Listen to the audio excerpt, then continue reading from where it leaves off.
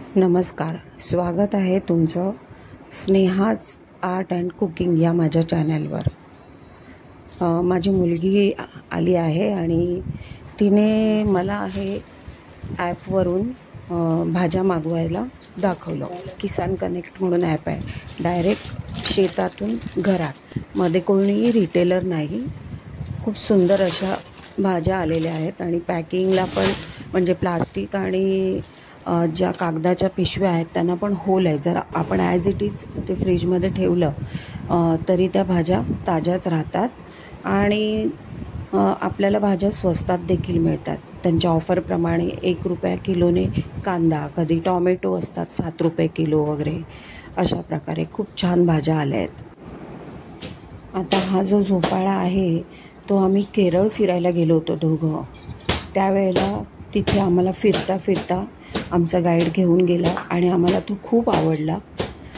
तर आम्ही म्हटलं आम्हाला तर मुंबईला जायचं आहे, तर तो म्हणाला काही हरकत नाही आहे, हा जाऊ शकतो फ्लाईटमधनं, तुम्ही घेऊन जा त्याला, तिथे ते लोक पॅकिंग करतील। आणि खरंच त्याने म्हटल्याप्रमाणे आम्ही हा एकदम सेफली घेऊन आलो आहोत।